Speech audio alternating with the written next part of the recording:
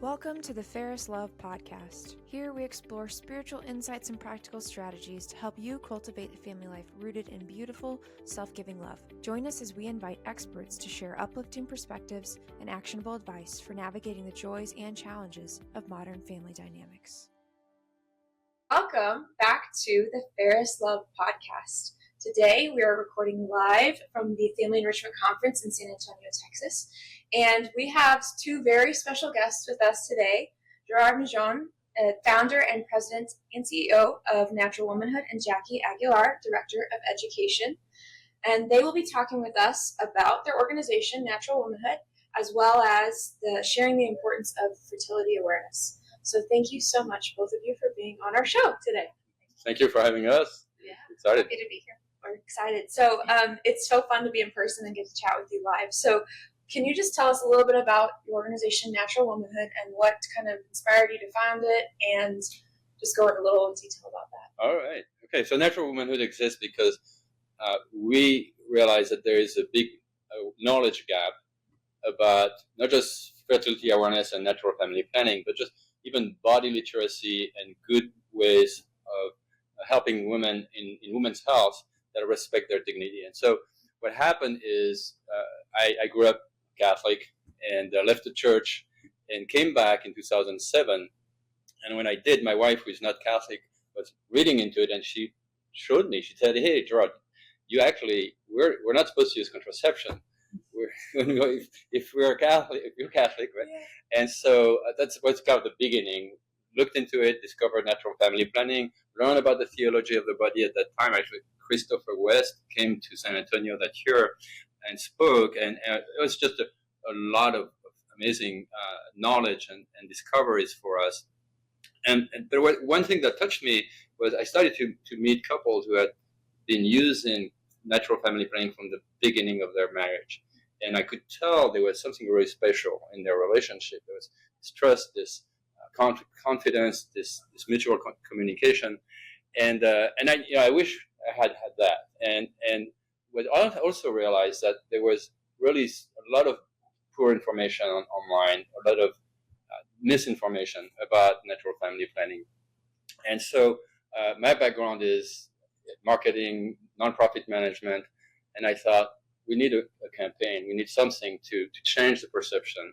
And so that was the original idea.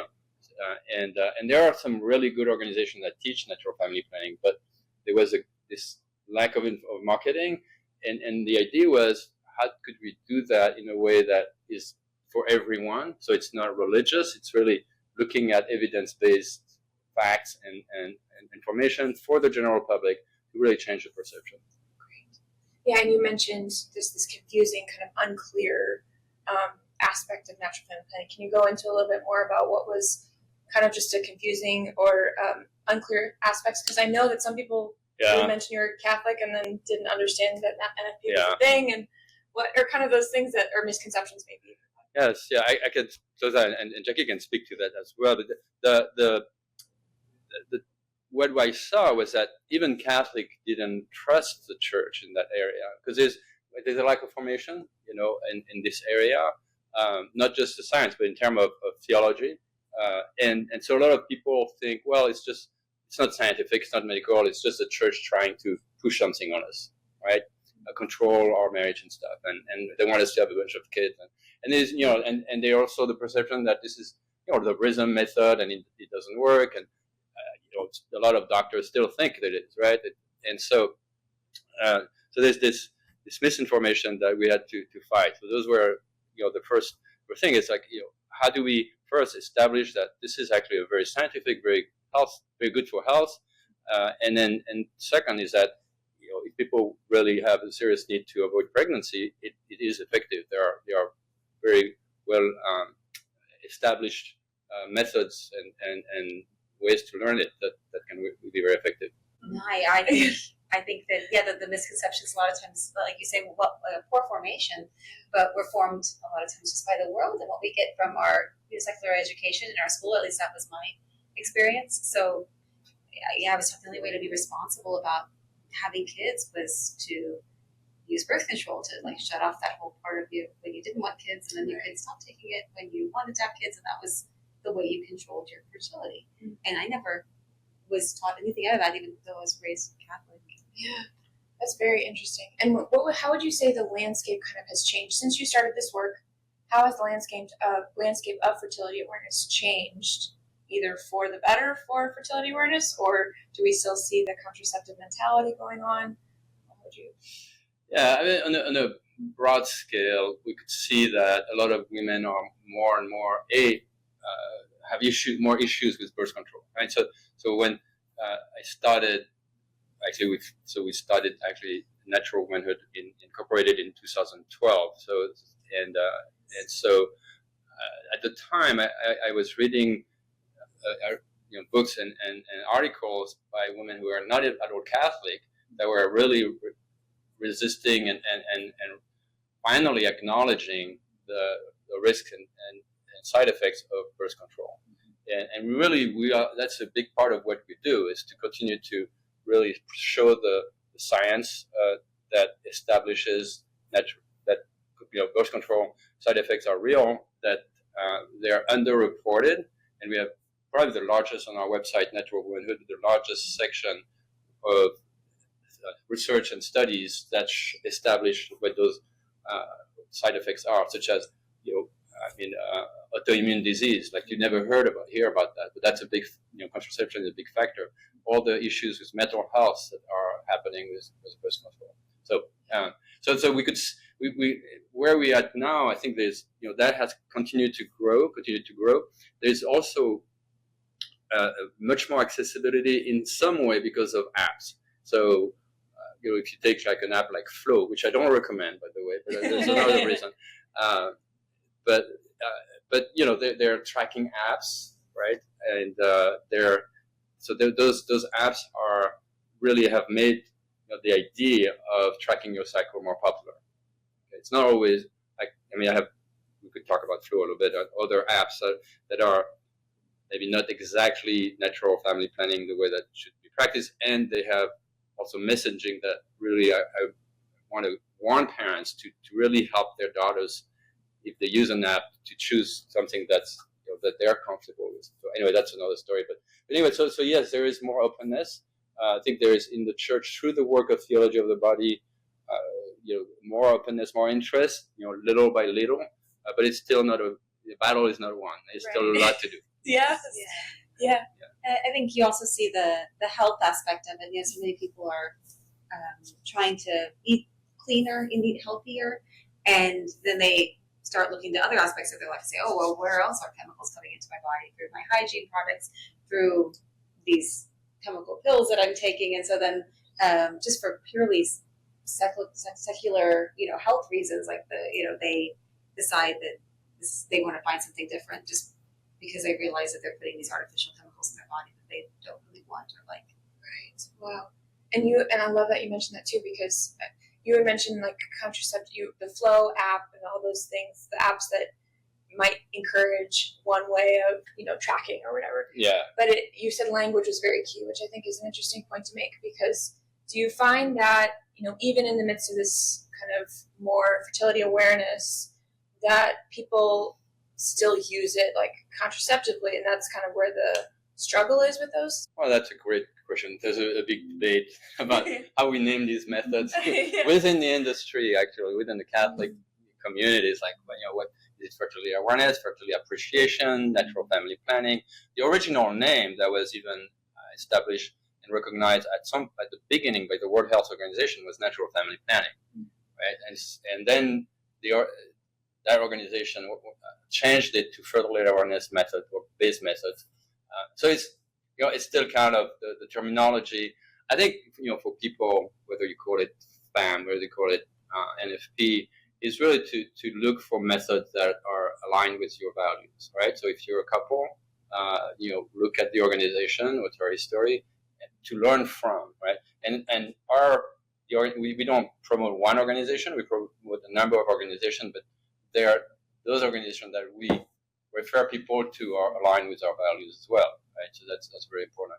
Because yes, you could use, those, couples now use those apps to avoid pregnancy, although they're more I think they're more popular for people who want to achieve pregnancy, which is a very interesting, very important factor, right? So fertility awareness, or NFP, is really also a method to achieve pregnancy, and we tend to forget that.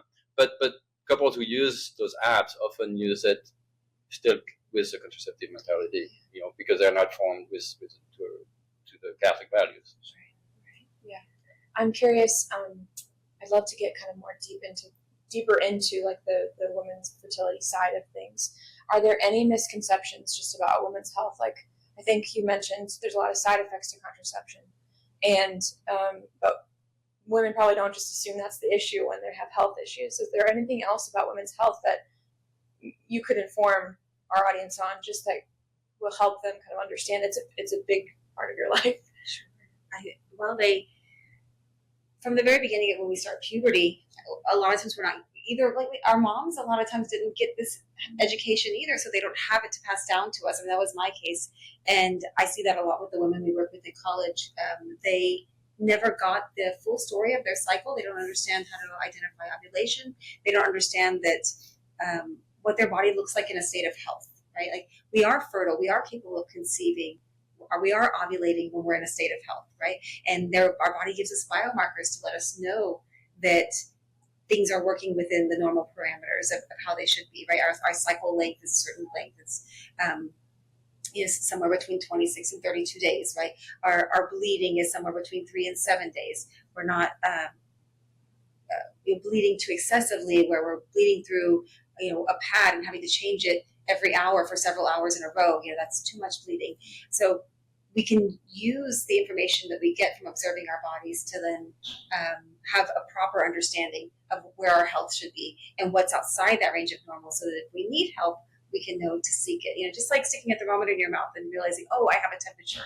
I need help in some way, right? It's the same concept, of that's what we would call cycle charting, would be, making those observations on a daily basis, so that you have that information to be empowered about your own health and realize when, okay, I'm not meant to suffer. I'm not meant to have these super debilitating cramps and nausea that keep me home on certain days of my cycle. Like, that's not normal, right? And so, whereas some girls would say, oh, that you're a girl, deal with it. That's the way it was that way for me, and it was that way for your grandma. So it's, that's just part of it. Yeah. Like, no, I mean, there were probably some undiagnosed issues with your grandma and your mom that just, that they assumed were normal because nobody told them different. And I think to add to that, it's really important what Jackie just explained, because the way we've done women's health in the past 50, 60 years is we create a situation where women are dependent on the healthcare system and lose control, so that you have these issues and you get on the pill, right? And so the pill takes over, and so that means you're dependent on prescriptions, and then when you get on the pill, a lot of young women do, several things happen. First of all is that there are side effects. So you might have to get on another pill, which is antidepressant, for example, or anti-anxiety.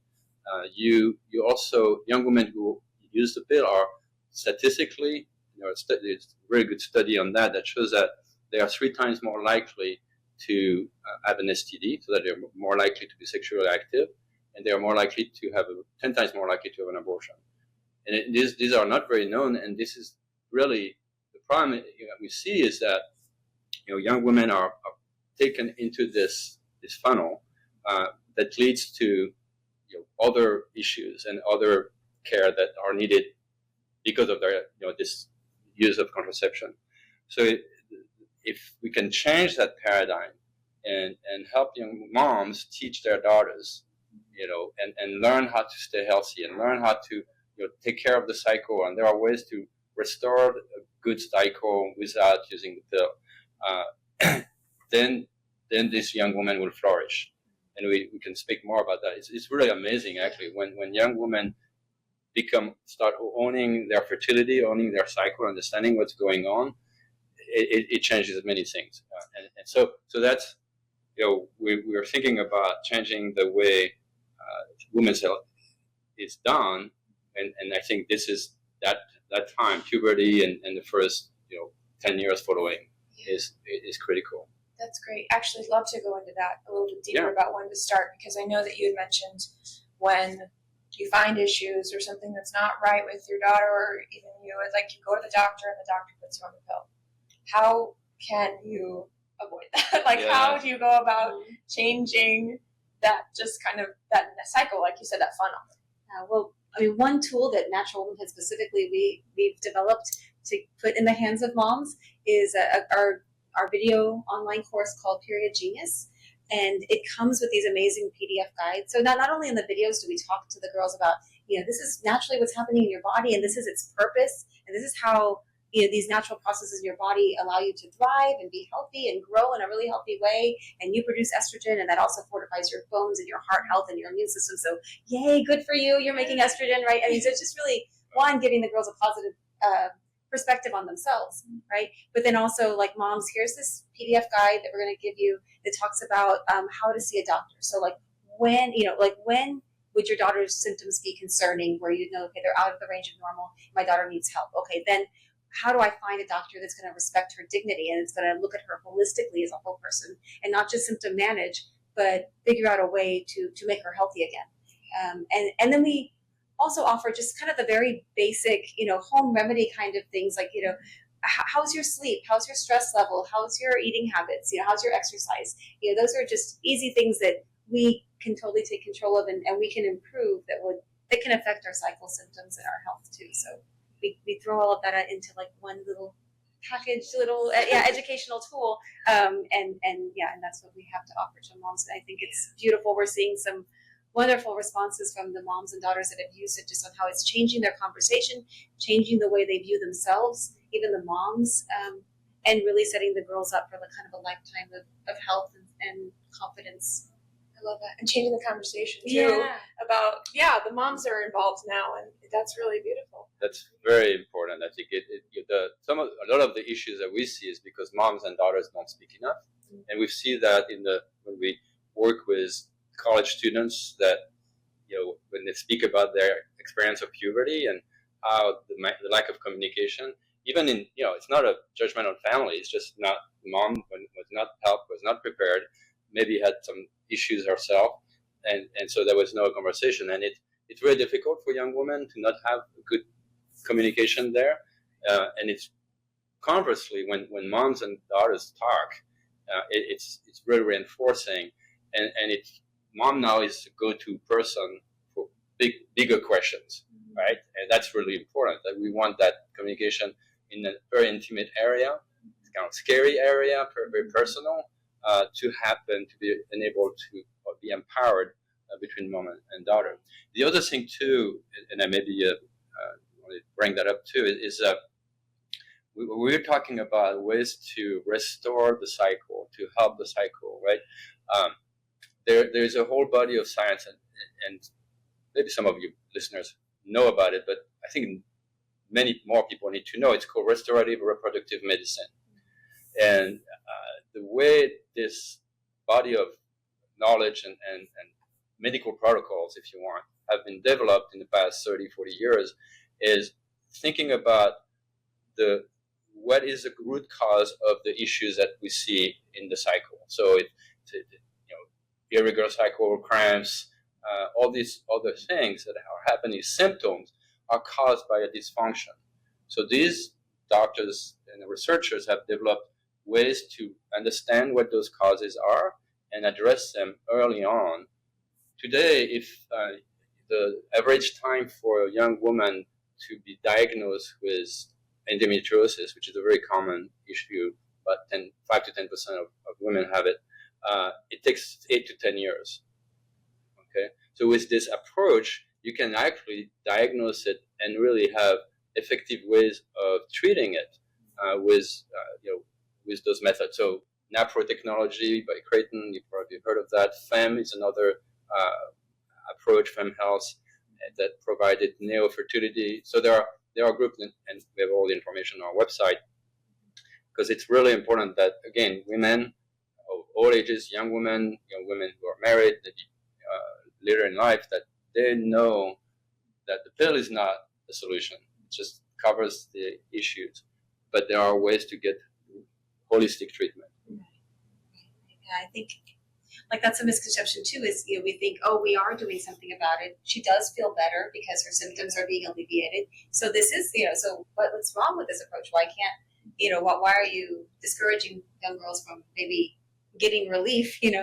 And it's not, but again, like that comes from a kind of a false premise that all we need to do is just like manage women's symptoms and suppress her natural hormone production and not consider the repercussions of that. And whereas if you're coming from a premise of I want holistically for her to be well in all aspects, you know, okay, well then we can't suppress a natural function in her body that'll have a chain reaction of negative consequences to the other parts of her body, you know, her digestive system, her endocrine system as a whole, her metabolism, her stress response, all that stuff will be affected, right?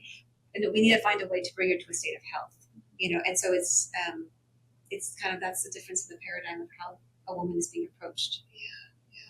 And you mentioning like laying the foundation for young girls to discuss with their moms. I'm curious how, like you mentioned men too, just how can men be involved in just assisting, I guess not so detailed in it, but like just the idea of like it's not just the woman's job to do everything on her own in that sense of like, because you said when your wife was like, oh, we should probably be learning more about this NFP, like you took ownership of that. Yes. And so I'm curious what your thoughts are on how to help men to see that as well. Yeah, well, so our role, first of all, is to be supportive of our wives in this area. And the first thing is to be very aware of the side effects of birth control. I think a lot of men, when they actually look into it, realize, wow, I don't want my wife to be on that. And I think that's really the first step. Another step is to be very attentive to in the question of the daughter. So we, you know, if it's a single dad, we have, you know, program. You can use our program, right? So because it's videos, it will give them, and they may not have the same level of communication with their daughters, but still, you know, I mean, I have a daughter, and she never had trouble speaking about personal things with me because I'm attentive and I'm not afraid to hear those things. And so I think that who learn charting, who do NFP, are become very comfortable, confident, and that they can help their wives, of course, because they again have an open communication about it, and their daughters and their sons too, by helping them, showing them, you know, what it is to be a man. I absolutely agree that, you know, we did use the birth control pill at the beginning of our marriage. We didn't know any better. We were, and I was just applying what I learned in school, and we had a really negative experience with it, like my health wise, and our relationship struggled. And I could go into it later, but anyway, then going from that to learning NFP and like watching the transition in our marriage and the improvement in communication, I mean, like we really saw like the benefits of, and the contrast between shutting off that part of our relationship and then introducing that part of our relationship like back into our marriage, and how it just invigorated our intimacy and required us to talk to each other about all these different aspects of what our hopes and dreams were, because we were now planning our family on a monthly basis and what that looked like. And yes, my husband had to really learn, which I'm sure, you know, anyone else who you know, who I was in light of my different phases of my cycle, and now now that we have teenage girls, you know, I'm seeing him take that knowledge and apply it to his fathering of them, and he knows not to maybe poke them or pick a fight at a certain time of the month, you know, but like to keep the peace in our house and maybe approach them at a later time when they're more ready to hear those conversations or more open and receptive to what he has to say to them. And he knows how to like love on them and comfort them when they need that extra like assurance. And so I mean, to me, that's so beautiful, you know, that they're getting to experience that tenderness from him that I've experienced like for all of our years of marriage, you know, and that they're going to look for that maybe in the relationships that they go out and find in the world. That's great. Wow. That's beautiful. Yeah. I love that. I love it. I know, that's so cool.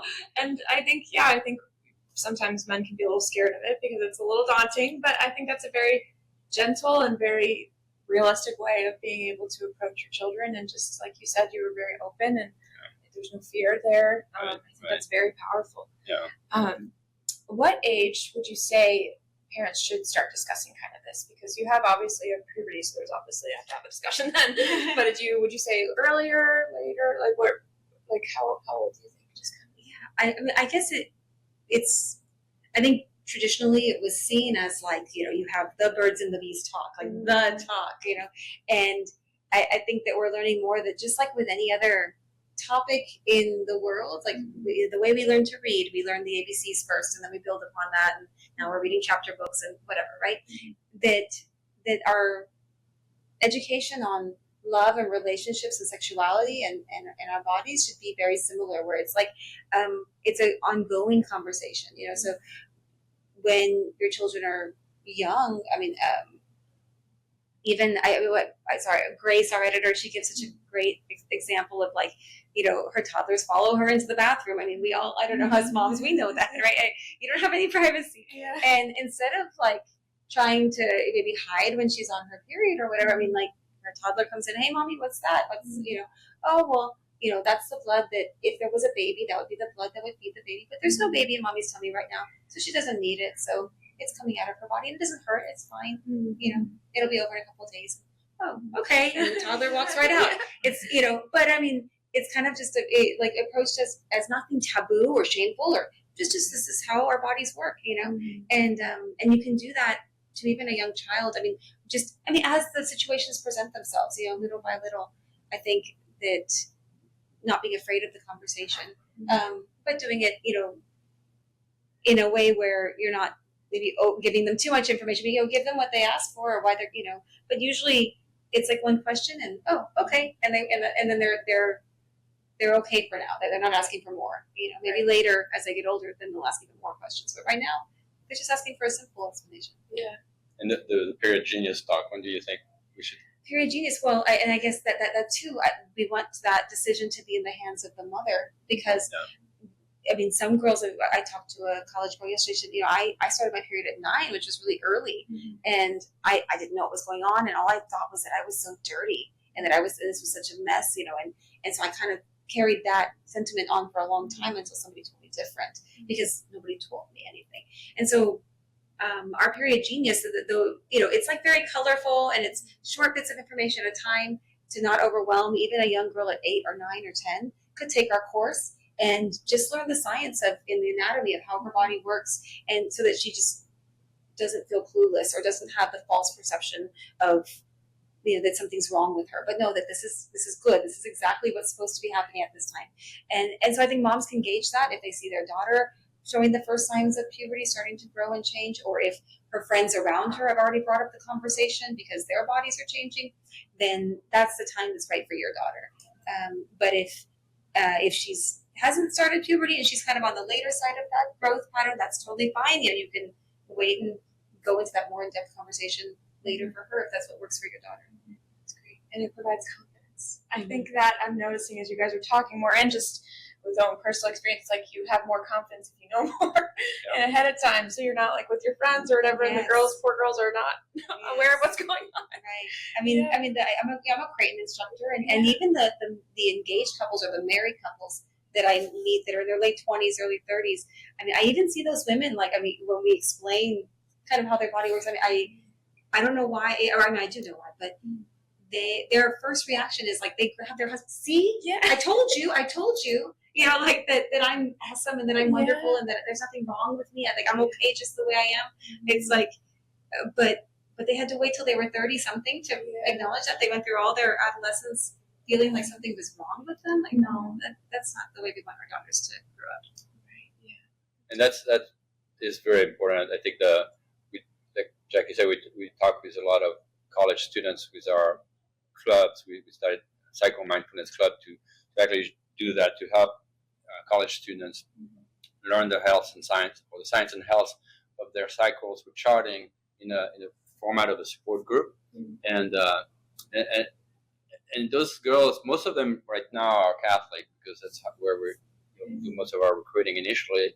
And they, there is such a disconnect between kind of, I think God's design is good. I should be glad with it, but personally, I don't feel it because I have all these other issues going on, and it creates a lot of confidence, or loss of confidence, lots of issues, and the fact that they're bombarded with also others, the culture is really aggressive in this area, so it creates this kind of fear and stigma, and so like when they come into the clubs and start having conversation where it's a place non-judgment and a place where they can share their experience, it's just really empowering, very empowering, very beautiful. I love, you mentioned the culture, being bombarded by the culture. Yeah. How do you see, with what you've done so far, like, do you see there's a positive shift now towards this fertility awareness within culture, or we still have a long ways to go? What were your thoughts on that? I think within the groups that are privileged to be informed of this information, yes, they see the benefits of it. It's very clear to see that, oh, my health is better, my relationship is better. It's not easy. I mean, it's like an additional routine that you get yourself in, right, of observing your body.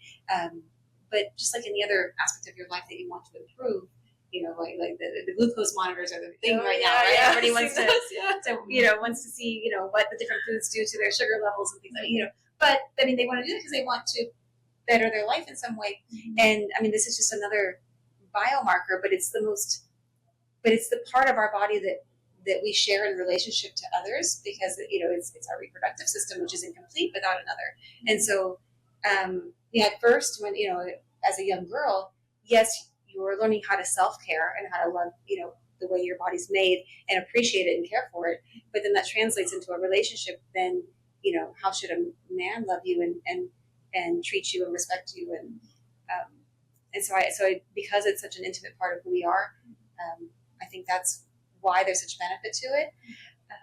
But we still hear from our college campus girls that, there's Plan B in the vending machine, and there's there's definitely still, and so many of my friends, when I tell them, they're telling me the story about, I live with my boyfriend, and and I'm on birth control, and here's all my drama from my life, and if I just say something simple like, well, did you know you can only get pregnant 5 or 6 days every cycle?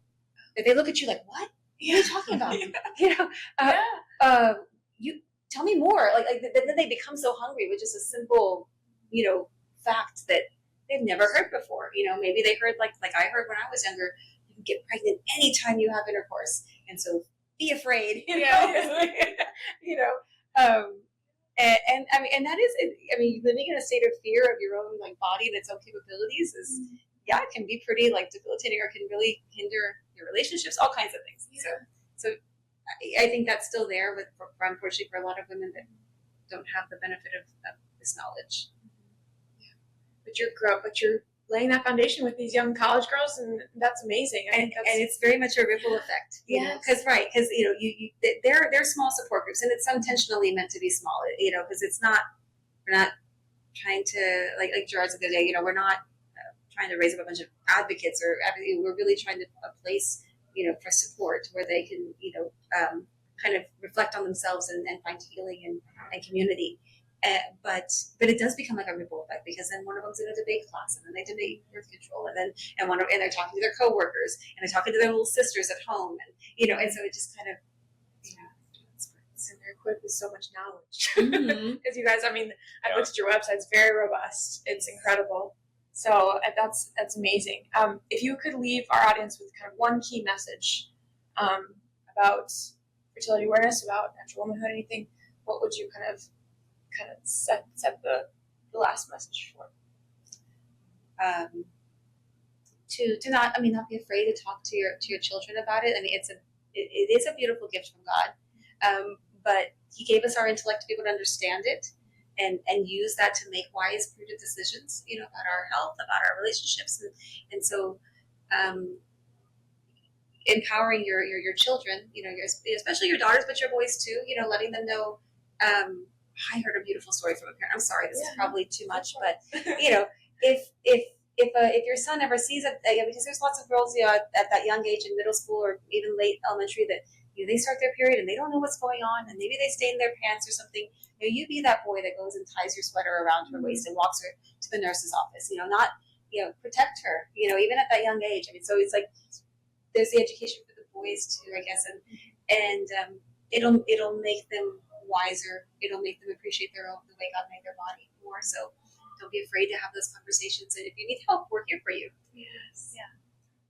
Yeah, I would encourage parents and couples that hear about this for the first time, maybe, or have heard about it, to not see this as, because I know a lot of Catholic couples think, well, this is birth control, and we don't want to deal with it. I think it's actually much more than that, and to explore this option just for a number of reasons. But first is for the wife to understand herself, to know her body, and find ways to heal if it's needed.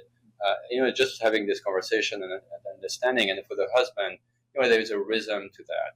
This way of looking at the marital act in a way that it's not just something that we do. There's really a more reason or seasons, and it builds a virtue in man in a way that ignoring that, I think, doesn't. So I think we really I want to encourage those families, those couples, to look at those methods in that way, rather than necessarily a birth control approach. Really, it's a knowledge approach. It's an enrichment, marriage enrichment approach that is very powerful.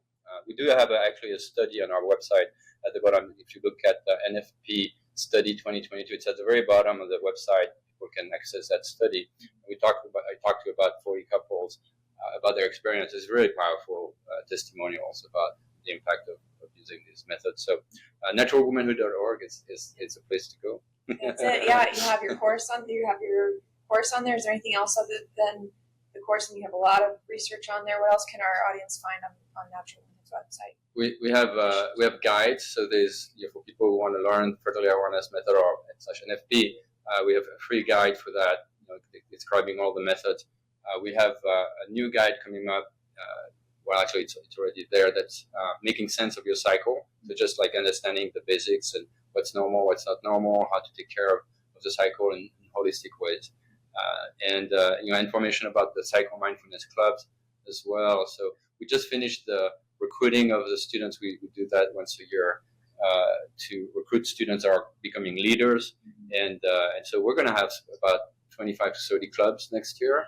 We have 17 right now all over the U.S. All over. Yeah. So it's exciting. Yeah. Well, thank you so much, both of you, for being on our show and sharing all this wonderful work that you're doing with Natural Womanhood. And we pray that it's got great success in the future and everything. So thank you. Yeah. Thank you so much. Great to be with you today. Thanks for listening to this episode of the Fairest Love podcast.